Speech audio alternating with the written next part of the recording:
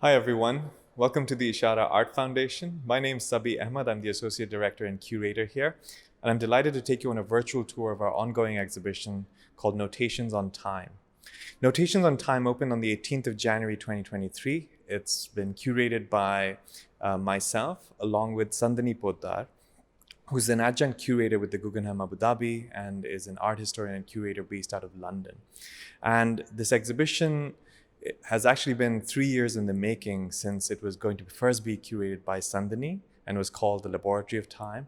And since then, with the pandemic, we had to shelf it. And she was very wise in suggesting that we rethink the entire concept of the show because time obviously has not been experienced in the same way since then. And so this exhibition, in various iterations of ideas, finally became Notations on Time, going on the idea that we look at the exhibition as a space where artworks present themselves as fragments, haikus, and notations on time through different practices from South Asia and South Asian diaspora. The exhibition brings together artworks by 20 artists from South Asia and beyond.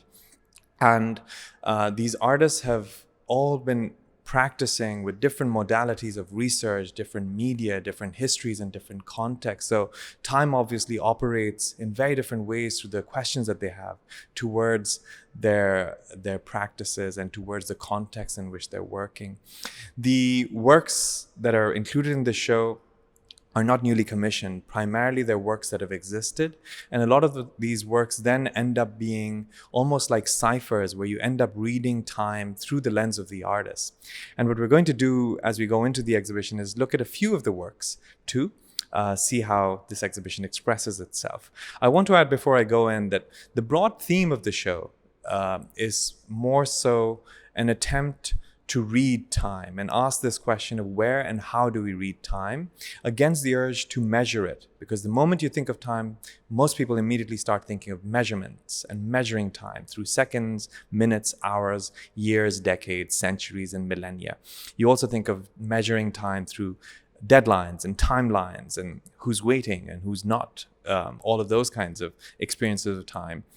Not to mention all the time travel movies and all the time travel kind of literature that has been produced. So there's just so many dimensions on time, and we thought that the exhibition can capture some of those, especially in today's context and the world we live in right now. So as we go into the show, we will see works where you end up seeing and reading time on the skin, on the body, in seasons, in clocks and machines, in virtual environments, in dream time, in atmospheric time, all of these things. So the kinds of variants of time that we'll see in this exhibition include historical time, biographical time, generational time, migrants time, wartime, suspended time, dream time, mythological time, seasonal time, archival time, lost time, and gained time.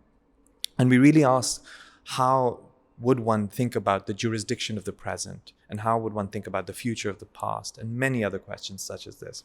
As we go in, you can also follow Ishara's website to get more information about the artists, the various people who have supported this exhibition, and the programs that we're doing around this exhibition. So on that note, let's go in and start seeing some of the works.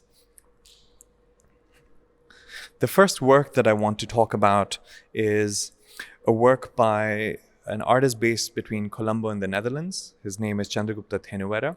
And this is an artist who is himself also a teacher, is a thinker, a writer, and has been deeply committed to investigating the history and the experiences of the civil war that happened in Sri Lanka for practically over 3 decades. The work that we've presented in this exhibition is called Beautification. It was made in 2013 and refers to the beautification drives that many cities take up in order to hide and conceal their difficult and torn histories and past. So what you're looking at in this work are actually pavement tiles that are commonly found in Colombo and many parts of Sri Lanka, but they're scattered with this kind of broken calendar of years. Many of these years correspond to tragic and violent upheavals in the history of Sri Lanka. But what's poignant about the work really is that as you look at these years, you start finding years that have a significance in your life. And in the course of seeing this exhibition and as you enter the show, you really start thinking about the various timelines and lifelines of various people that crisscross with the history of Sri Lanka. Now, this work actually exists in 4 parts. This is only one of the parts. The other parts are scattered in this exhibition, and they comprise of fragments from the figure, a monument of Justitia, the goddess of justice, the figure that you often see in cinema, wearing a blindfold, holding a sword and scales. This figure has been presented decapitated, decimated in the space of the exhibition. We'll see some of the fragments across this space. But I think the question that this show asks of this work is that how do you measure justice? How do you think about the relationship between justice and time? An event such as a civil war that took place over 3 decades and where chemical weapons were used, you also realize that the violence of this event far exceeds the timeline that history marks for it as its official ending in 2009. So the relationship between time and justice, and where do you read it in various surroundings of yours, in the city that you inhabit sometimes. We paired this work along with a few others in this exhibition. So on the wall behind me and around me, you see works by Soumya Shankar Bose, an artist based in Calcutta, who has been committed to deep research and long-term projects using photography as a medium. And in this series titled Where the Birds Never Sing, he revisits the hardly told, hardly narrated, hardly archived, and hardly historicized history of the Marijhapi massacre that had taken place in the Sundarbans in 1979, where a large community of refugees met with a violent ending, and many were killed in this incident, which included state-perpetuated violence. And what he's done in this is to record and the memories of the survivors of the massacre and approach street theater actors to reenact them.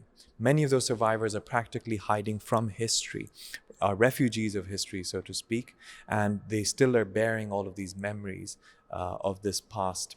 And why he approaches street theater actors is because back in the day, while this massacre was going on, most places did not report it. It was not in the news. It is not in the archives.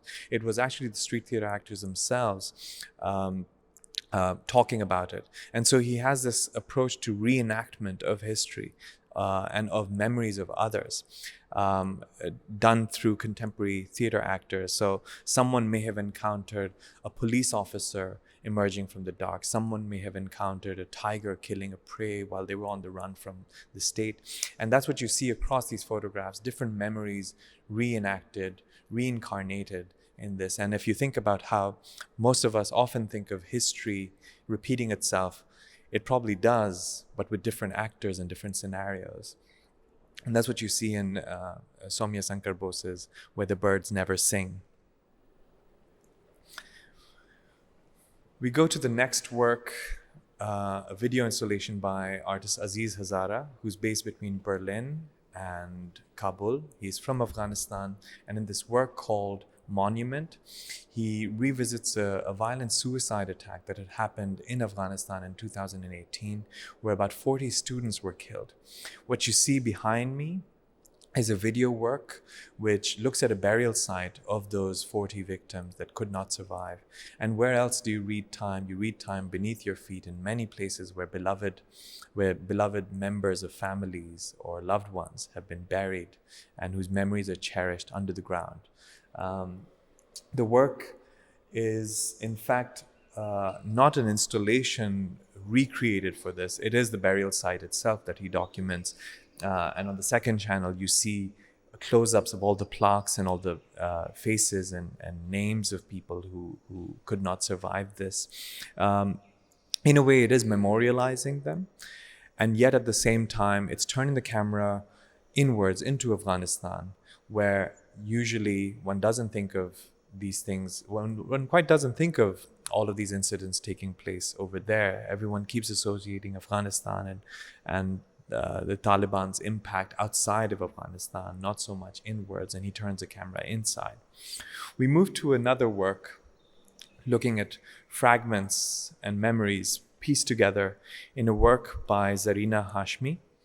Zarina as many people would know, is an artist who dedicated her life and career to understanding and defining what does a home mean, especially for someone who's diasporic, who's a migrant. And Zarina herself, born in 1937 in Aligarh in British India, moved many homes, moved many cities in her lifetime.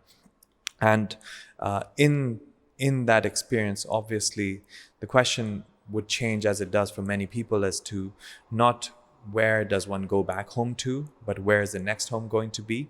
And this work that we've presented in this exhibition is titled 10,000 Things. It's a third part of this work, which is a miniaturization of various older works of Zarina's onto these little cards that she put together in 2016. This is the third part of the work, and the first and second are in museums overseas. This work is a translation of various of her past works, some of which may not have survived and some which are in existing collections, all put together. An inspiration for this work to be in the show was an essay by historian Ranajit Guha, who wrote in the 90s this extraordinary essay called Migrant's Time, where he starts the essay by a statement, a sentence saying, to belong to a diaspora. And he pauses in the essay with a ... and he kind of then tries to understand what he just wrote, contemplating on how to even write those words is a contradiction in terms, because to belong to diaspora is to belong to a state of unbelonging. And in the course of the essay, he goes on to elaborate how to belong to diaspora might therefore not mean so much as a belonging to a place, but to belong to time, belonging to memories of the past and anticipations of the future. So with this work, we really see an artist who's dedicated her life to understanding time through various fragments pieced together on paperworks and belonging to migrants' time, belonging to time, which you see in all of these 100 pieces put together. The exhibition's curatorial approach is really one where we put together works that are smaller in scale, to give the suggestion of fragments and haikus and ciphers as opposed to large-scale immersive installations. So one finds lots of tiny fragments scattered across the show in the form of video, objects, images. We also attempted to curate the exhibition with a design sensibility that layers different works across each other, creates a cascading effect on your sight lines, as opposed to having an exhibition which segregates one work from another. And therefore you have a meshing and a thick meshwork of various kinds of time registers across different practices. The work that we're looking at right now is an installation by British artist Harun Mirza. He is of Pakistan origin, and this is a work called Lightwork 49. What you're looking at is LED lights on copper plates planted on the floor, a rock sourced from Dubai at the far end. But the work really is not so much on the ground as it is on the ceiling, because in this combination, in this ratio installed in this space, these three lights produce a white light, a strange phenomena which Harun, being so much of a science geek himself, is obsessed experimenting with. So while on the walls surrounding this installation, you see different colored lights, the ceiling have white lights because of the combination of these. And for the purpose of this exhibition, we were interested in how to express suspended time or even extraterrestrial time, because once you're in outer space, are you in daytime or nighttime or both? Once you're in this space, do you enter into a lit space or a dark space or both? You do have this palpable sense of entering into a darkened space, but it's actually light all over, with in fact white light on the ceiling. Obviously, videos and pictures can never capture the physical experience, so you would have to kind of imagine what this space finally feels like when you enter a white lit space, lit actually by red, green, and blue lights. The other artists featuring in this show include Maria Lokman, Lala Rukh, both of whom have been presented through as an instance of generational time, of how deeper political and aesthetic sensibilities are shared between artists We also have works by Jangar Singh Sham and Jagdish Swaminathan. Again, an instance of generational time where two different generations of artists informed each other's practices. And another instance of generational time in the works of Gauri Gill and Rajesh Vangar, who've been collaborating for the past 10 years, and their invitation to Ladki Devi, who is a mentor of Rajesh Vangar, as well as the mother of Rajesh Vangar. So we've got these instances of generational time.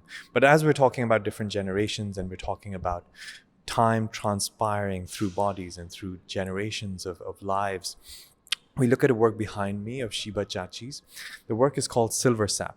It's a portrait in 8 parts of a woman who is a healer, who is a caregiver, who goes from home to home in Delhi and other parts of North India, giving traditional massages and healing people. And for the purpose of this exhibition, it really is a very direct reference to where else do we read time besides clocks and watches. We read time on the body, on the skin, on hands. And when you do read time in all of these instances, what do you read? What do you find? You find perseverance, you find care, you find resilience through a body. In this case and in this work, what's quite remarkable is that Shiba kinds of inverts a lens-based technique that has been often deployed by photography, cinema, advertising, where isolating body parts becomes a kind of approach to sexualize bodies or objectify bodies. And in this case, she isolates body parts yet again of this subject, and yet has been able to express it through so much care and so much power, as opposed to disempowering it and completely exploiting the body. But again, I think a very complex work capturing many instances of the relationship of time with relationships as well, not just the body. We look at the last work in this exhibition tour, a sound sculpture by artist Amar Kanwar. Amar is an artist and an activist based in Delhi. He is known for extremely thought-stimulating and extremely elaborate works that look at political histories and also histories that look at environmental activism, political violence, and gender. And in this work called Listening Bench, he brings together wood from a salvaged organ, a musical organ that was being discarded from a chapel in Yorkshire in 2013. And using the salvage wood, he makes a listening bench. In this listening bench, you also hear a soundtrack, and the soundtrack is actually of indigenous communities singing a ritualistic morning song, and you hear that from this bench emitted. And in a way, it kind of collapses time and space when you think about how if wood and even furniture was to tell us history, you might not actually hear it in the same way, and in fact would hear it in the form of songs and would hear it in the form of music by communities that actually inhabit the forests and have inhabited the wood.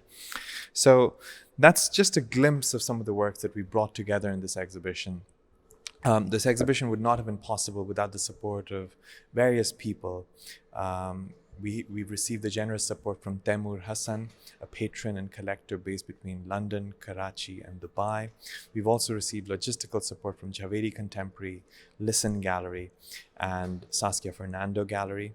A big shout out to also the entire Ishara team and all of the artists who've been very cooperative in brainstorming on this exhibition. There are works also by Aisha Sultana, Shehzad Daoud, Rux Media Collective, Anoli Pereira, all of whom together show so many complex dimensions of time, so many complex experiences that together form this exhibition. So thank you very much for listening in. We hope that you get to see us in person at some point. Otherwise, you meet the team over the course of the months to come. Thank you again.